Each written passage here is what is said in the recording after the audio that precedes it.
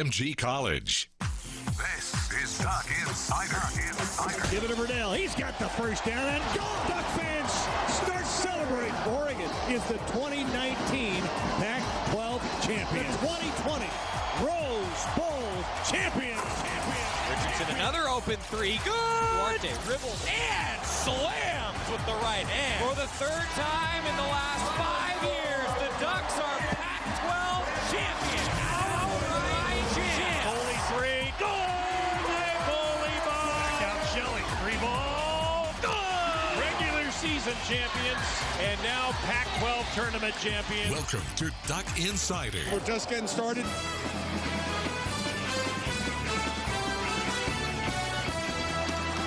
This is Duck Insider on the Oregon Sports Network from Learfield IMG College. Presented by On Point Community Credit Union. Better banking, local solutions. Live from the Country Financial Studio, here's Joey Mack.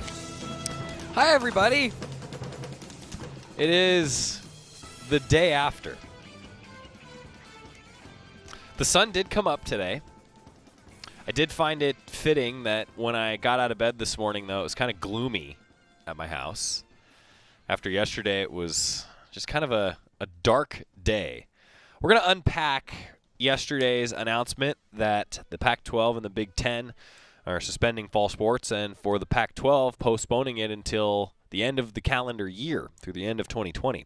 We'll take your Facebook comments and questions, keeping track of the YouTube comment section as well. Maybe you're tuning in on one of our Oregon Sports Network affiliate stations or on Twitter or the Goducks Game Day app or wherever you're tuning in. I'll do my best to keep track of everything. So we do have a lot to get to today, in all seriousness. There's a lot of statements, a lot of thoughts on what was a dark day in college sports. And frankly, I think it was the hardest day that I've been through in my career so far. Now, my career hasn't been quite as long as Scott's, hasn't been as long as Jerry's and Jorgie's and Terry's and, well, most, really everybody else around the sporting landscape. But it was a hard day. It was a really hard day. My heart goes out to all the student athletes affected, and coaches. It's going to be tough. It's going to be really tough. So no sports. We know that. No competition through 2020. We'll take some of your comments and questions. First, I want to start with what Oregon Athletic Director Rob Mullens had to say. He issued a statement yesterday, and I'm going to read it for you. I feel for our student athletes, coaches, and staff on such a difficult day, and I appreciate their leadership during this time. The health and safety of our student athletes will always guide our decisions and be our top priority, and we will continue to provide our first-class standard of care to our student athletes without interruption, including scholarship support, full medical and mental health services, academic support, and other support services. Continuing, Oregon Athletic Director Rob Mullens said, we have worked diligently during the past several months with our Pac-12 conference peers, university leadership, medical experts, and our local and state health officials to find a safe path for fall sports competition. Unfortunately, the uncertainty surrounding COVID-19 precludes us from moving forward with contact at this time. I want to pause just for a moment. The contact piece is really, really critical, and I'm going to unpack that a little bit more. We continue, though. Rob Mullens said, we appreciate the expert advice from the Pac-12 Medical Advisory Group, Lane County Public Health, and the Oregon Health Authority, as well as all of the incredible efforts of our student athletes, coaches, and staff in making our measured, phased return to workout so successful to this point. We will follow the guidance from public health experts and collaborate with peer institutions in monitoring this situation in the hopes that improving conditions will allow us to consider a return to competition for our student athletes. That's a statement from Oregon Athletic Director Rob Mullens after the postponement of the Pac-12 season through the end of 2020. Head coach Mario Cristobal took to Twitter last night as well. The Oregon football head man said, quote, the bottom line is that today's decision was made with the health and safety of our student athletes as the priority, and that's the commitment we've had since the beginning. Mario Cristobal continued to say, our players and staff have done a tremendous job following all the safety protocols, and the result of that commitment has been no positive tests since the onboarding process. We will continue to provide a safe environment and the resources necessary for our student athletes to succeed, and we will use this extra time to elevate the standard of Oregon football. I want to read one portion of this again from Mario Cristobal, the Oregon football head coach. Our players and staff have done a tremendous job following all the safety protocols, and the result of that commitment has been no positive tests since the onboarding process. I tip my cap to Oregon's medical staff, the training staff, everybody who has contributed to that, because since the onboarding began, that means everybody has done their job right here at Oregon. I think we can hold our heads high and be proud of that, and Coach Cristobal said it really, really well. Another Oregon head coach issued a statement in Robert Johnson, the Oregon track and field and cross country head coach. He issued this yesterday saying, "I know today's decision was a difficult one for our Pac-12 conference leadership to make, but as we continue to battle COVID-19, I have to applaud the commitment to the safety and well-being of our student athletes.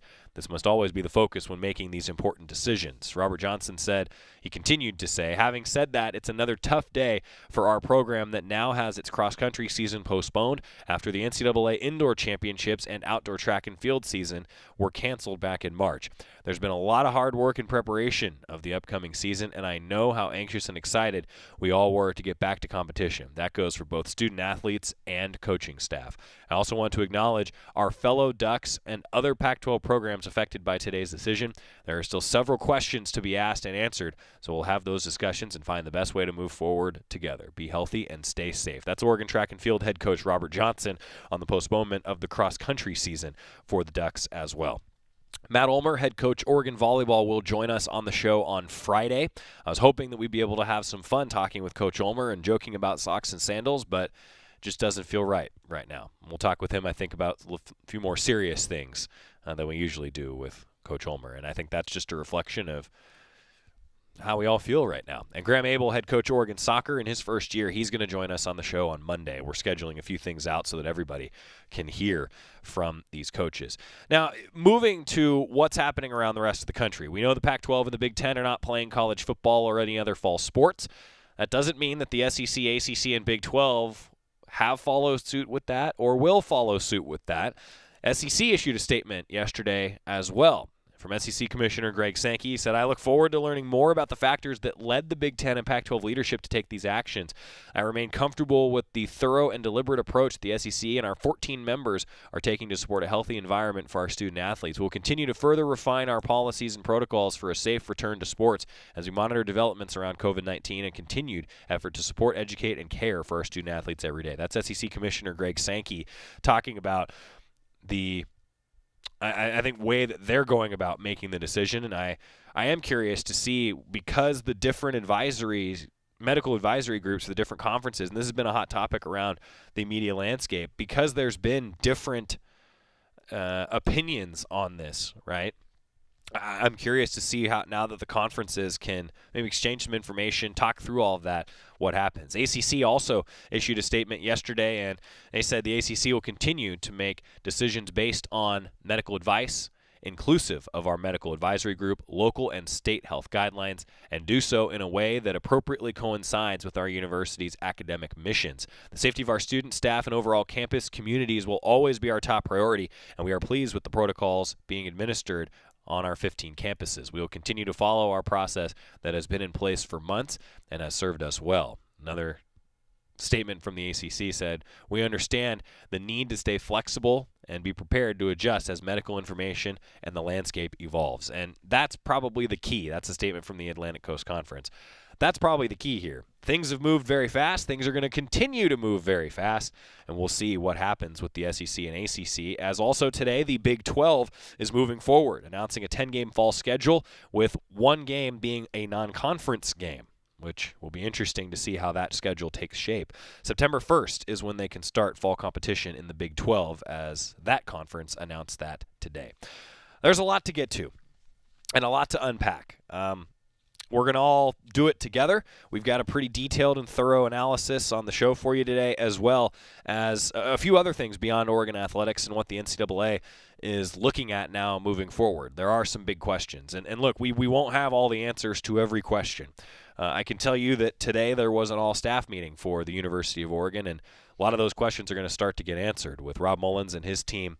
Everybody around this athletic department starting to answer some of those questions. Many of you wondering, I know, about season tickets and what's going to happen and refunds and all these things. And those questions, I think there's going to be more clarity in the next few days, but bear with us, have a little bit of patience. There's a lot to get through, a lot to sift through beyond just the show, but also throughout the entire athletic department. But as Rob Mullens put it on Friday when we talked to him for Athletic Director Friday, brought to you by Pepsi, the Ducks will go through and maybe give an option to defer your season ticket payment and donation to next year.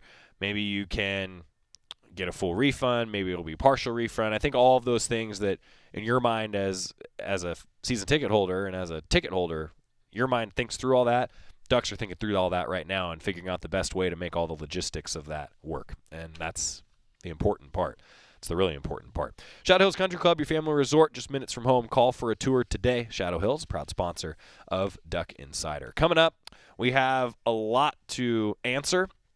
I'm going to take a look during the break and during the timeout, my first chance to catch up with some of your comments and questions. I will do that, do my best to answer the questions as best I can.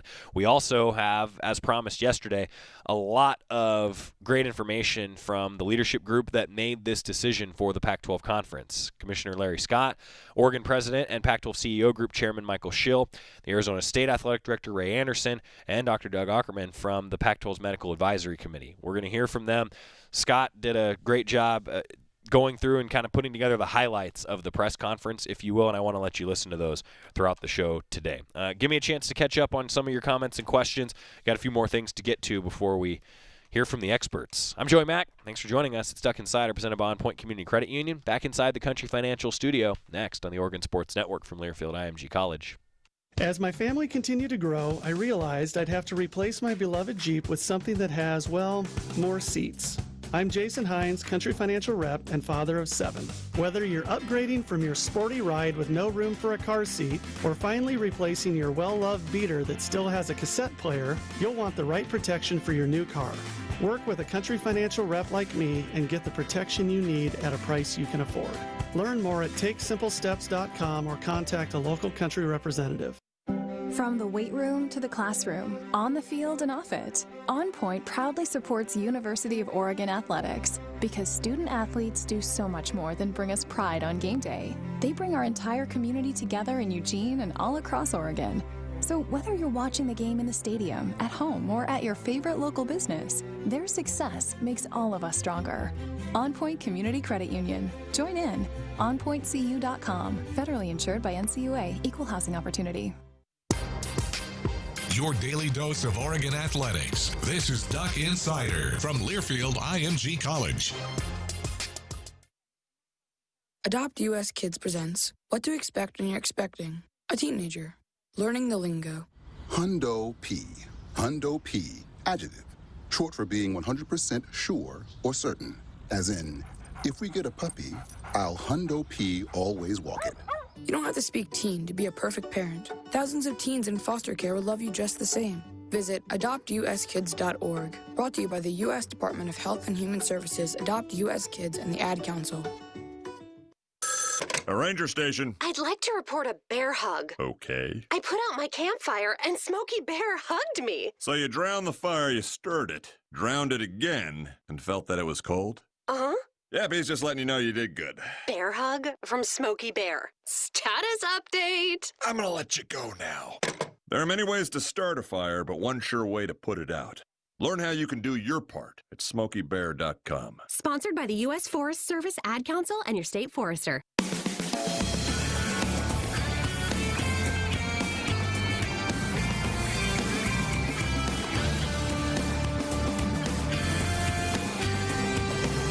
Back on Duck Insider, presented by On Point Community Credit Union. Joey Mack inside the Country Financial Studio. And today's show is brought to you by North Fork Public House, open for dine-in and takeout, northforkeugene.com. One question from a fan that I wanted to address from Josh. He said, could Oregon make the move to the Big 12 for this season? Yeah, you probably saw some of the reports that Nebraska has talked about that, playing, even though the Big 10 isn't going to have a schedule, playing some games in the fall still.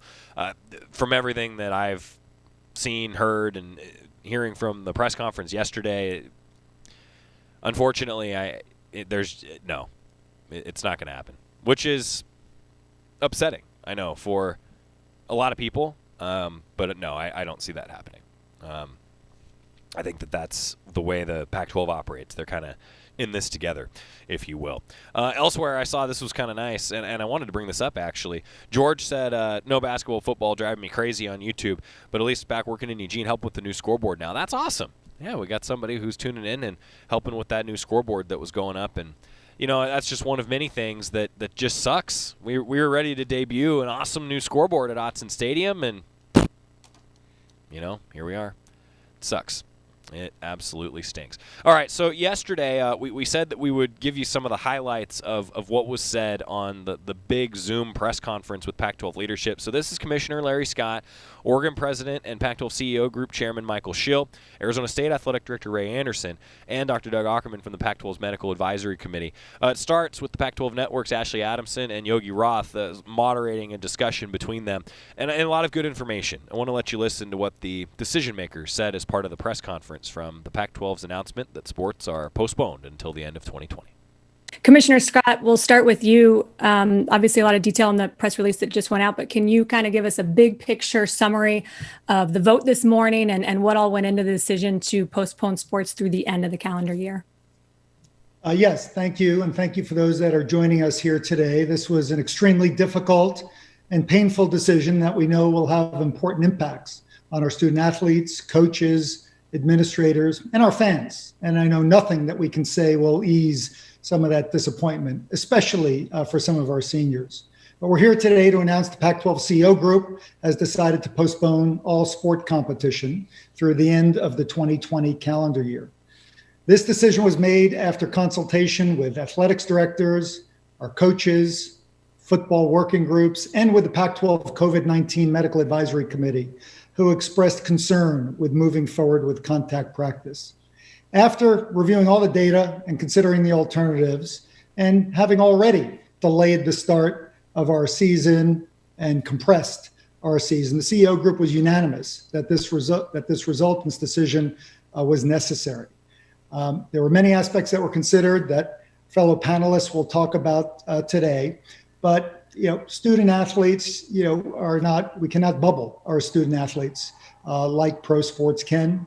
We're part of broader campus communities. Student athletes are living with peer students on campus, interacting, and for the reasons that will be identified on here, enough questions and concerns had been raised that and answers we need, more time we need, that we didn't feel comfortable moving forward. The health, safety, and well-being of our student athletes and all those connected to Pac-12 sports has from day one been our top priority. And that was the top priority today. The student athletes that will be impacted by this, I want to be clear, are going to have their scholarships guaranteed. And we're going to strongly encourage the NCAA to support that with some of their upcoming decisions as well when it comes to eligibility, time to complete degrees, and other related academic issues. And so with that, President Schill, I'd like to talk to you about, you're the chair of the CEO group. From the outside, 11 days ago, the CEOs sign off on a plan for the football season to start in late September 26th. Can you walk us through kind of what happened, whether it was the last week and a half or, in the months leading up to today? Take us inside and tell us kind of how that decision changed. Well, as Larry said, our number one consideration all the way through is the health and safety of our student athletes. And we have been talking, ever since this nightmare began back in the late winter, early spring, about what we would do and how we would approach this with regard to intercollegiate athletics. And what we ended up talking about in a really very good and collegial way, an inclusive way. We met with students, we met with our ADs constantly, our coaches, with the medical advisory board. We listened to all of the views, and we determined, as Larry indicated, that there's just too many questions. There's too much uncertainty right now that we would feel comfortable beginning contact sports. And so what we decided was that essentially what we would do is put a pause, basically, until 2021, and we'll constantly be reassessing the data. One of the things that's really important is that, we are science-based, right? We're academics. We are going to be looking at facts, not just opinions. And that's something that we're deeply committed to. At the same time, as Larry said, we fully understand that this has tremendous human impacts.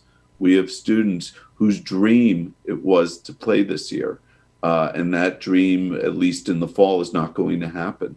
We have, families, we have coaches, we have all sorts of people who are hoping that we'd be able to do this. And that's one of the reasons why we delayed our decision until now, because we wanted to really give it the best shot.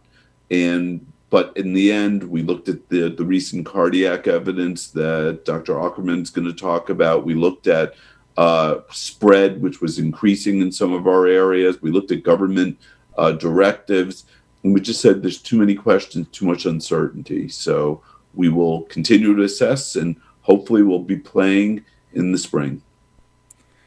And with that said, Dr. Aukerman, I want to follow up with you. It's been very clear since the beginning of this that the return to sports would be guided by the Medical Advisory Committee, a committee that you guide and you're a big part of. How did you get to the place in the agreement that it's not safe to move forward with the season, the timeline that we just referenced?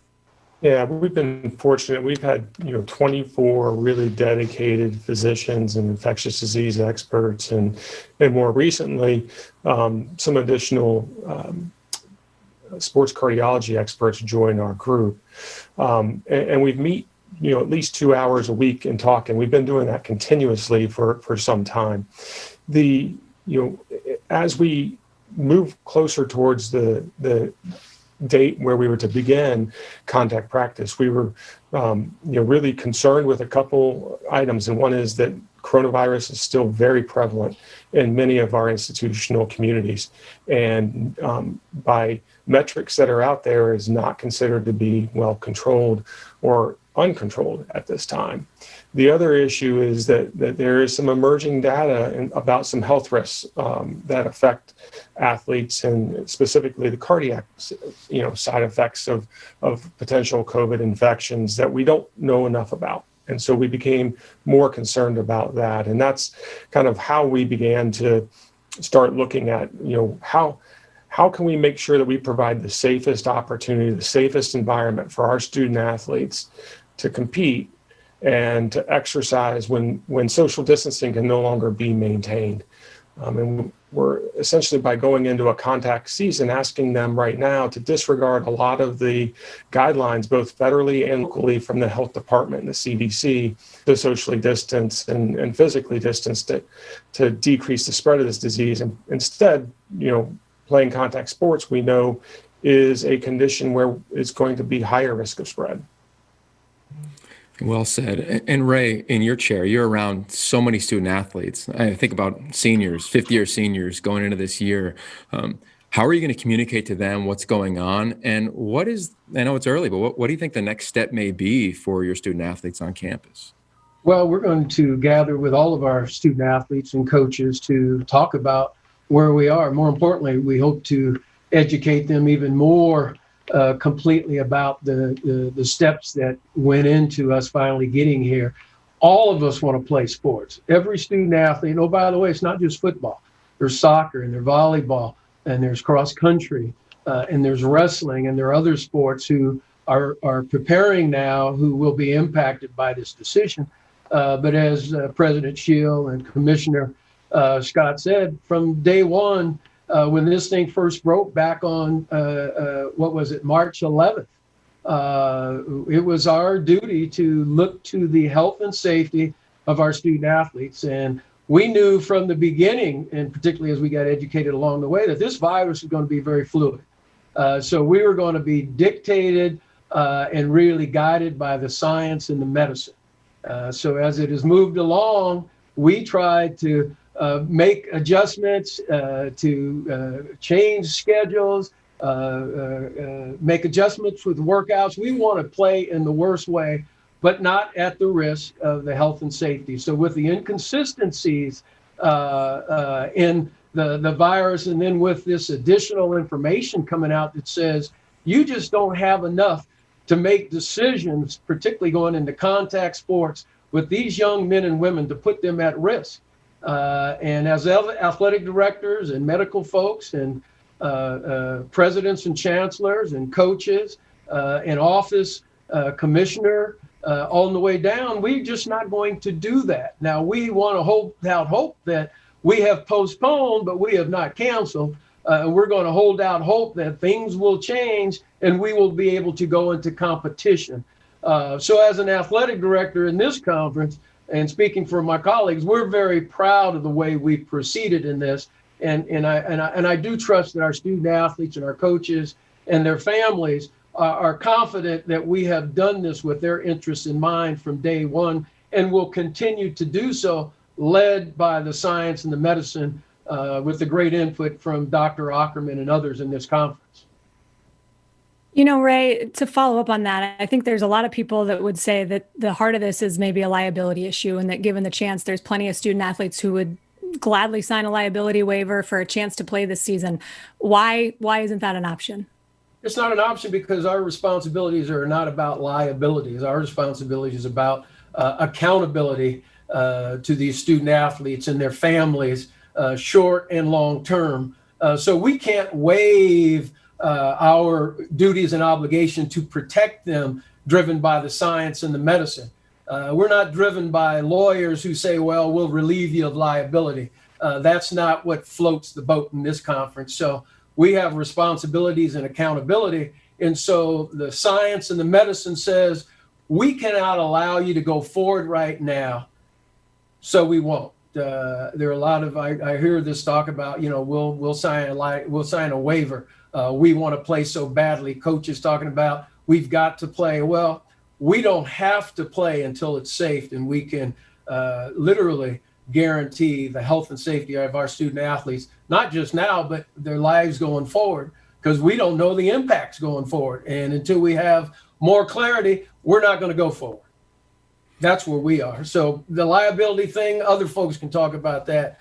We're about accountability and responsibility to our student athletes. Speaking of that, Commissioner Scott, I'm sure every athlete watching football, of course, is saying, all right, so are we going to play in the spring? And then do we play in the fall again? What are the next steps towards potentially playing in 2021, one season, let alone one full season and a shortened season?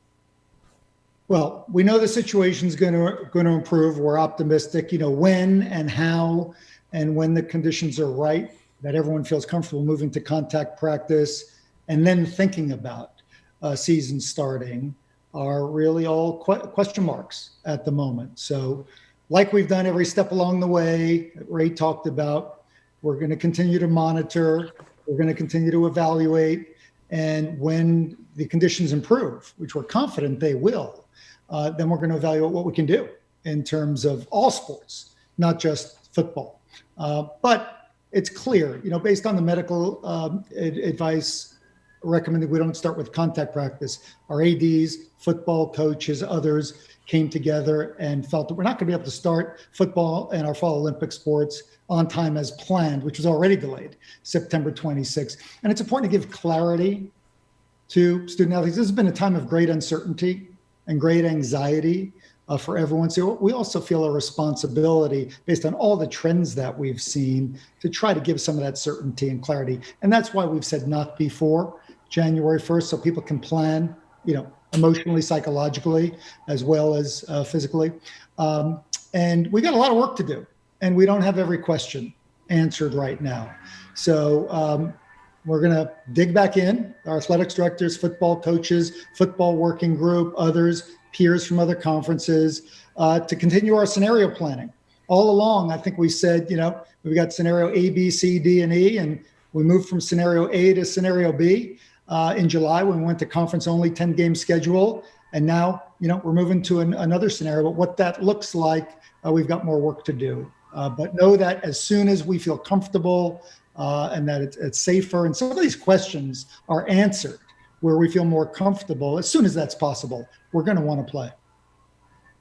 And there obviously are a lot more questions. And I know a lot of media members are standing by waiting to ask those questions. So last thing for me would be for you, Dr. Aukerman. You look at the news coming out of the other Power 5 conferences, even this morning, and there's a lot of conflicting information. Obviously, the Big Ten arrived at the same conclusion that you all did, but the SEC and ACC are in a different boat as of right now. So I'd just love to ask how much information sharing or collaboration has taken place between the different medical advisory groups, between the conferences? And is there an explanation for why there could be so much disparity in how everyone is sort of interpreting the data right now? Well, each of the Power 5 conference medical groups did interact once a week for the last couple of months on a working group. And so there has been some discussion about the issues and concerns, but, I can't speak as to how they're going to deliberate and come to their final conclusions or thought processes. What I can say is that that our infectious disease and public health doctors and sports cardiologists, consultants, as well as our physicians have really taken a lot of time and effort in this thought process. We all would love to see sports as much as anyone else, but we want to see it done in a very safe manner. And it just became really evident to us that as we looked at the prevalence of coronavirus in our communities of the Pac-12, as we looked at traveling and the logistics of some of our sports traveling commercially, and as we looked at making sure that we could stop the spread of coronavirus if somebody, either a staff member or an athlete, got it, that once we started becoming more concerned about some of the side effects and some of the other health outcomes that we don't know what the short and long-term consequences are yet, that we felt that we have to shift to a mindset of not just trying to stop spread, but we need to be able to identify and remove anybody who has coronavirus right away. And that becomes incredibly difficult when you're in a community where the spread is not controlled, or if it's not under some type of ability to mitigate it. Because our student athletes are students, and they're going to go to the grocery store, they're going to go to restaurants, they're going to interact with the community, and we want them to. It's not appropriate to think that we can bubble them and isolate them, and therefore, we felt that it was just very, very difficult to try and do this in a way that we felt was safe enough for our student athletes that we would support. That's Dr. Doug Aukerman from Oregon State, and he's on the Pac-12's Medical Advisory Committee talking about the unknowns. And I think the unknown and so many unanswered questions, that's why this decision was made. So that was from yesterday's press conference. We have more to come from that. I do want to jump into a few other things around Oregon athletics with some products and also some actual good things to talk about, some good news, and then we do have some more highlights from the press conference and the announcement of the postponement of Pac-12 sports. I'm Joey Mack. Stick with us. Duck Insider, presented by On Point Community Credit Union. More coming up on the Oregon Sports Network from Learfield IMG College. Mountain Dew Zero Sugar presents an original that's now maybe even better. Humpty Dumpty. Humpty Dumpty sat on a wall. Humpty Dumpty had a delicious Mountain Dew Zero Sugar with the same refreshing taste as the original, but with zero sugar. And all the king's horses, all the king's men couldn't get Humpty to try a different zero sugar soda again. Mountain Dew Zero Sugar. As good as the original, maybe even better. From the weight room to the classroom, on the field and off it, On Point proudly supports University of Oregon athletics because student athletes do so much more than bring us pride on game day. They bring our entire community together in Eugene and all across Oregon. So whether you're watching the game in the stadium, at home, or at your favorite local business, their success makes all of us stronger. On Point Community Credit Union. Join in. OnPointCU.com. Federally insured by NCUA. Equal housing opportunity. You're listening to Duck Insider. Duck Insider on the Oregon Sports Network from Learfield IMG College. I'm probably okay to have one more drink before I drive home. I'm probably okay. I open the window to stay alert. Probably okay. I just popped some gum in my mouth. Step out of the car, please. I probably made a mistake. Probably okay isn't okay when it comes to drinking and driving. If you see a warning sign, stop and call a cab, a car, or a friend. Buzzed driving is drunk driving. A message brought to you by NHTSA and the Ad Council. When I grow up, I want to be a new pair of blue jeans. When I grow up, I want to be a kid's first computer. I want to be a warm fleece on a cold day. Be a football I want to be stadium. a bike that races around the country. I want to be a bench on a forest trail. When I grow up, I don't want to be a piece of garbage. And if you recycle me, I won't be. Give your garbage another life. Recycle. Learn how at iwanttoberecycled.org. Brought to you by Keep America Beautiful and the Ad Council.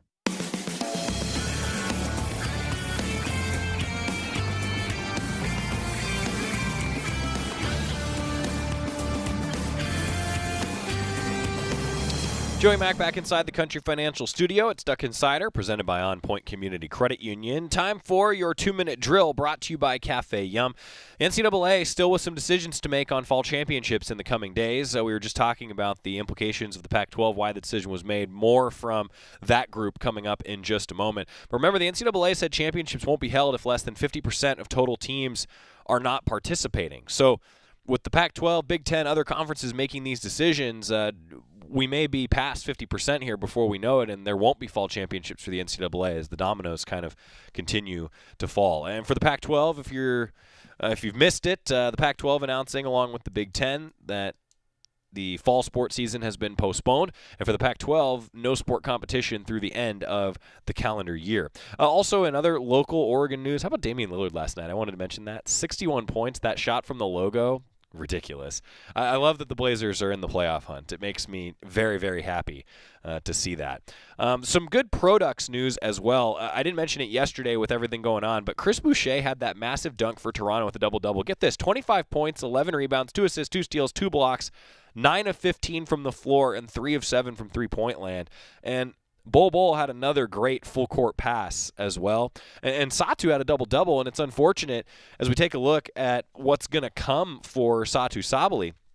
She's actually scheduled to play at 4 o'clock today, but she's actually doubtful, or questionable, I think is the official word right now from the WNBA. So hope that Satu is okay. Tyler Anderson pitched for the Giants last night, the Pro Duck. Not as good of an outing as last time, I'll put it that way. That's your 2-minute drill, brought to you by Cafe Yum. Restaurants throughout Oregon and Washington where special diet requests and custom orders are always welcome. Menus and nutrition info at cafeyum.com. Your Toyota Women's Sports Schedule Spotlight. I mentioned Satu Sabally. Yeah, she's questionable for the game today. Hopefully everything goes according to plan. But there's also a few other Pro Ducks in action on our Toyota Women's Sports Schedule Spotlight because Ruthie Hebert is going to play on ESPN2 tomorrow. Her Sky face the Mercury at 7 o'clock on ESPN2 tomorrow. I'm looking forward to that. And the Suns and the Wings also in action for Satu Sabally as well. And on Friday, the Liberty will play against the Mystics. That's also on ESPN2, but unfortunately with Sabrina Ionescu still a little bit banged up, probably not going to see Sab in that game for at least a little while. We do have more coming from Commissioner Larry Scott, a few thoughts from Oregon Athletic Director Rob Mullens, and we have all that coming up for you, so stick with us. Quick timeout, more of that press conference when we come back. Duck Insider, presented by On Point Community Credit Union, live from the Country Financial Studio. Back after this on the Oregon Sports Network from Learfield IMG College. After 2 years of construction, my wife and I finally moved into our dream home. So when a bathtub fixture broke, causing major water damage, I was glad we had the home insurance protection we needed. How do you know your home is protected? Talk to a Country Financial rep like me, Nick Simon. We can help you understand your options and select coverages to meet your needs. Then if something happens to your home, you won't have any surprises. Need the right coverage for your home but not sure where to start? Visit TakeSimpleSteps.com or contact a local Country representative. Welcome back for another episode of ASMR with Alex. Today, we're exploring the delicious, refreshing sounds of Pepsi. Oh, spilled a little there, but don't worry, it's all under control. Now for the best part. Pepsi. That's what I like. Nailed it. My subscriber is gonna love this one. Locally owned Bigfoot Beverages is proud to support the Oregon Ducks. Go Ducks! Drink Pepsi. This is the Oregon Sports Network from Learfield IMG College. Whoa. The moment my son saw a redwood tree. It's huge! Is the moment I knew that for him, You can't even see the top of that anything. Even the sky has no limit. There are some moments only the forest can inspire. Find yours at discovertheforest.org. Learn about forests near you and discover cool things to do when you go. Your moment is out there. Find it at discovertheforest.org. Brought to you by the U.S. Forest Service and the Ad Council. Jill, why don't you tell the class what you did this weekend? Well, my dad and I went in search of some magical minnows and found a zillion of them in the stream from our lookout rock. Then my sister and I escaped from an evil slug king and went back to my super twig fort for safety. Then we told stories till it got dark, and the Big Dipper led us all the way home. Wow. Where were you, Jill? We went to the forest. It's not that far away. Ask your parents to take you and your friends to the forest this week. It's closer than you think. Check out discovertheforest.org. Brought to you by the U.S. Forest Service and the Ad Council.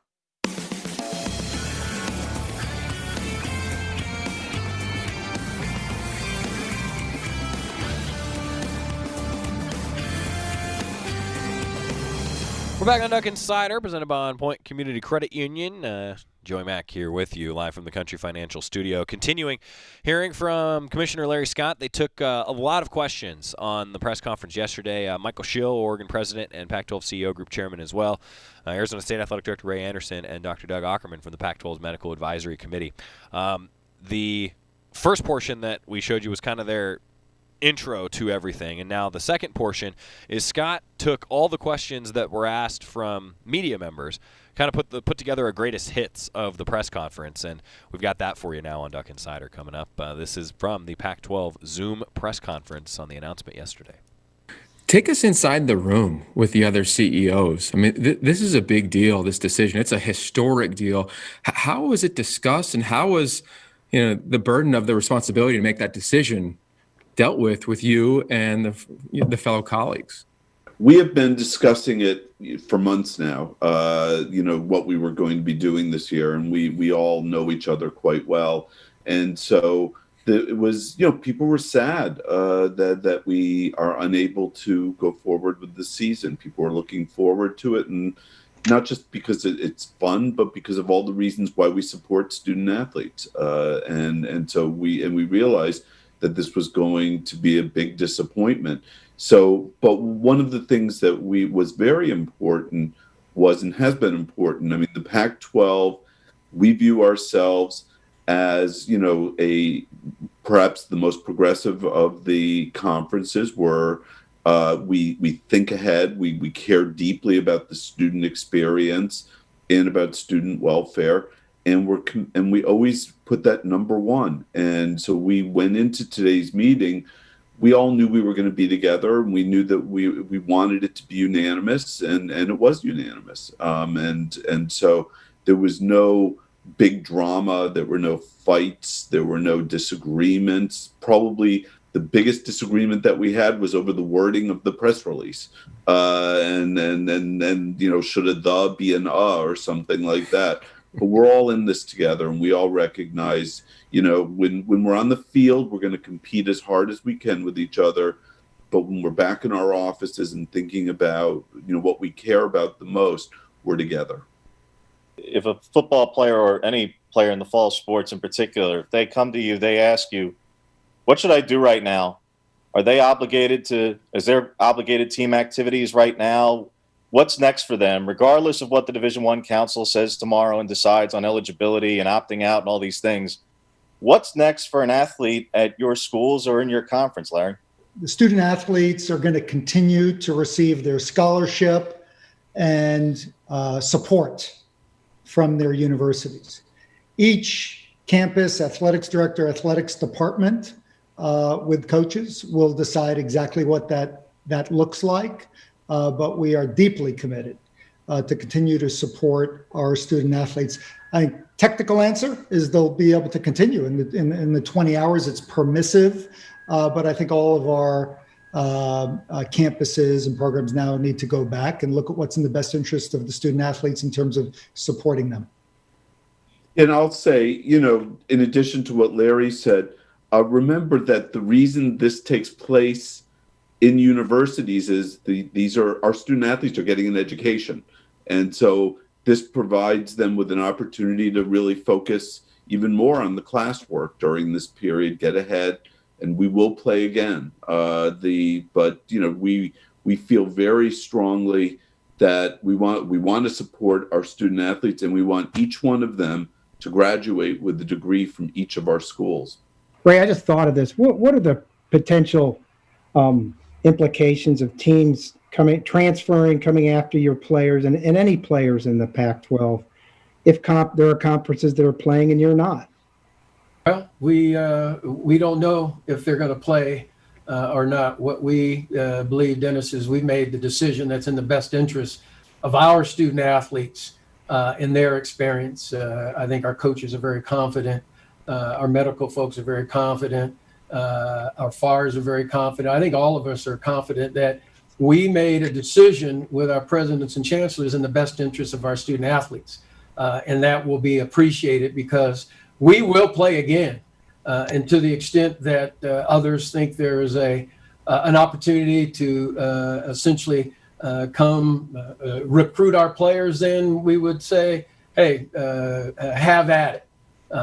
We're not going to change what's important to us, which is protecting our student athletes, worried about whether others want to come and try to essentially entice our student athletes away.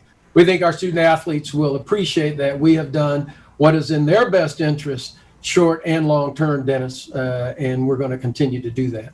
What about guaranteeing eligibility for these athletes? Is that a discussion that has to be had?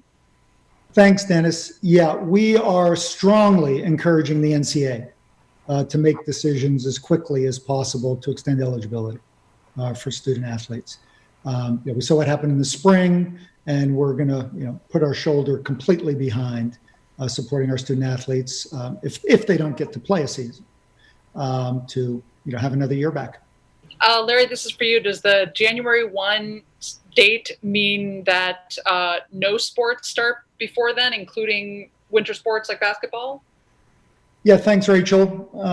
To clarify, competition wouldn't be restarted before January 1. In terms of sports and continuing to support student athletes in terms of their training, their workouts, every school will decide exactly what that means, but sports, I expect is going to continue, and support is going to continue, and subject to medical guidance, and when we can, that may ratchet up even to training and contact at some stage if the conditions warrant it. What we said today is that competition in all sports wouldn't start before January 1, and that's in any sports, including fall sports and winter sports that would have started earlier, like basketball. And if I could interject for a moment, we also have to understand we operate, the Pac-12 isn't the law in each of our jurisdictions. The county health authorities are the law in our jurisdictions and the governors. And so we operate under different rules. And so what we'll do during that period will first and foremost be guided by what the underlying law is by the county health authority or the governor. With some of the other leagues mentioning that they might seek games elsewhere, did that ever come up in your discussions that a Pac-12 team might go play with the surviving teams out there for football? Yeah, I think, President Schill and Ray commented on this, but it's actually, as difficult as the situation is, I think we all are really proud of the cohesiveness, the collaboration, the togetherness and the spirit. Everyone is in this together. And, thanks to the great leadership on our campuses, we got a very strong culture. And there was really never any serious discussion about not working together in lockstep. So you see that there's an agreement that no one's going to split from this agreement as far as conference games go. And President Schill can maybe add another voice to this. Critically, no, not even close. Everybody was very enthusiastic about agreeing with each other and very committed to agreeing with each other about this. We're proud to be in the Pac-12, right? We think this is the greatest conference, and we're going to stick together in this decision.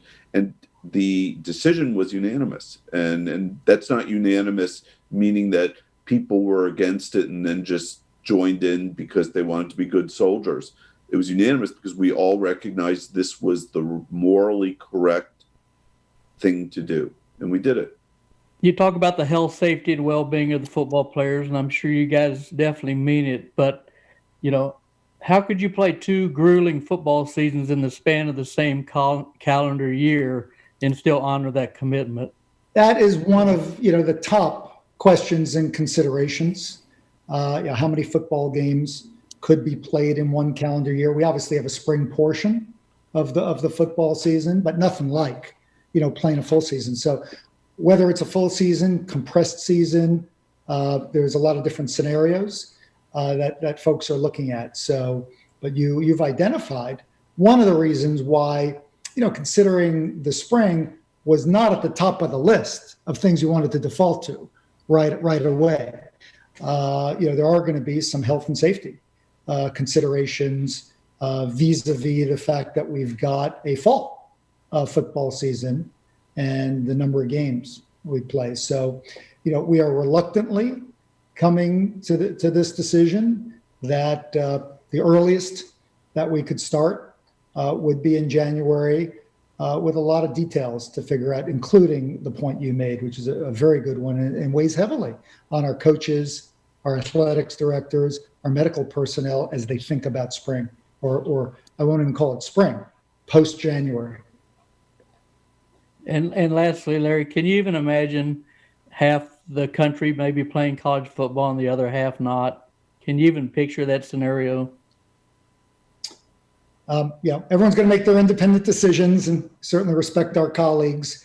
We have been trying to be very collaborative, communicative with our peers across the country. But at the end of the day, our presidents and chancellors, looked at what was in the best interests of Pac-12 student athletes based on the advice and frankly, what's going on in our communities.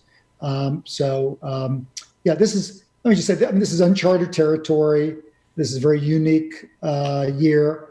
It will get better. We'll get back to some semblance of normalcy, but people are just trying to figure it out the best they can, I think, with student athlete welfare in mind, and that may lead to differences, and we accept that. Larry Scott, Michael Schill, Ray Anderson, and Dr. Doug Aukerman talking with the media on the Pac-12 conference call yesterday. That was kind of the highlights of everything that Scott picked out and we thought was important to have for you here on the show. And I've been following the comment section. I know there's a lot of passionate fans and a lot of passionate opinions. That's for sure, and I'm one of them. When we come back, we're going to talk about something fun, actually. I think that everybody will enjoy this. This is going to be funny. We're back after this on the Oregon Sports Network from Learfield IMG College. From the weight room to the classroom, on the field and off it, On Point proudly supports University of Oregon athletics because student athletes do so much more than bring us pride on game day. They bring our entire community together in Eugene and all across Oregon. So whether you're watching the game in the stadium, at home, or at your favorite local business, their success makes all of us stronger. On Point Community Credit Union. Join in. OnPointCU.com. Federally insured by NCUA. Equal housing opportunity. As my family continued to grow, I realized I'd have to replace my beloved Jeep with something that has, well, more seats. I'm Jason Hines, Country Financial Rep and father of 7. Whether you're upgrading from your sporty ride with no room for a car seat or finally replacing your well-loved beater that still has a cassette player, you'll want the right protection for your new car. Work with a Country Financial Rep like me and get the protection you need at a price you can afford. Learn more at TakeSimpleSteps.com or contact a local Country representative. More Duck Insider coming up on the Oregon Sports Network from Learfield IMG College. Adopt US Kids presents What to Expect When You're Expecting a Teenager. Learning the lingo. Jelly. Jelly adjective. Jelly is a shorter, better way to say jealous. As in, Chloe, I am like so jelly of your unicorn phone case. You don't have to speak teen to be a perfect parent. Thousands of teens in foster care will love you just the same. Visit adoptuskids.org, brought to you by the U.S. Department of Health and Human Services, Adopt US Kids, and the Ad Council. I'm little teapot, short and stout. Here is my handle and here is my spout. No, Dad, like this. When I get all steamed up, then I shout, tip me over and pour me out. This is WWE superstar Roman Reigns. It only takes a moment to make a moment. Take time to be a dad today. Visit fatherhood.gov. Brought to you by the U.S. Department of Health and Human Services and the Ad Council.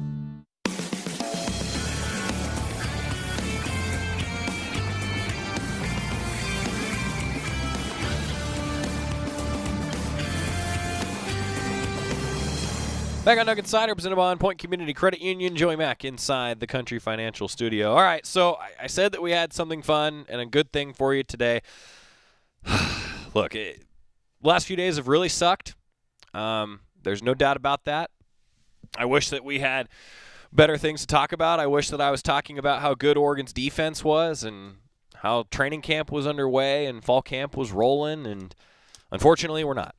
However, we can still enjoy the good things in life. Like the birthday of a coworker. Our buddy Matt Stern is turning a new age today. Here's to a great year. Stern, one of our account executives. We have some very flattering pictures, some not so flattering pictures to show of our buddy Matt Stern. It is Matt Stern's birthday today. He worked with our interns, the Jakes, Jake Breland and Jake Hansen, who interned with Oregon Sports Properties, the sponsorship wing of what we do here at Oregon. Matt Stern, happy birthday, buddy. I hope that it's a great one. I hope that the Reds get a victory for you today. He's a big-time Cincinnati Reds fan, a Duck through and through. It's Matt Stern's birthday, and the best flattery, he dressed up as me for Halloween once. So did Nikki Papoulis, our coordinating producer. Also big darts guy, Matt Stern. Big darts guy. Stern, happy birthday, buddy. I hope that you have a great one, and let's all get back to enjoying life a little bit, okay? I think we've had a couple dark days here on the show. You know, I purposely wore white today. I actually picked out the first shirt in my row of shirts. That's how I pick out clothes for the day, is whatever the first shirt is. It was actually a black one. I didn't feel like wearing black today. Then it was really going to be like a funeral. I was just noticing the hair difference, you know? That's very different. Wow. When I see you every day, it's hard to notice the difference, but then I see you like there, and then I kind of see you there, and it's like, oh, man, look at that hair. Yeah. Wow. Well, we'll see how long it gets, I guess, huh? Okay, the sun's going to come up tomorrow.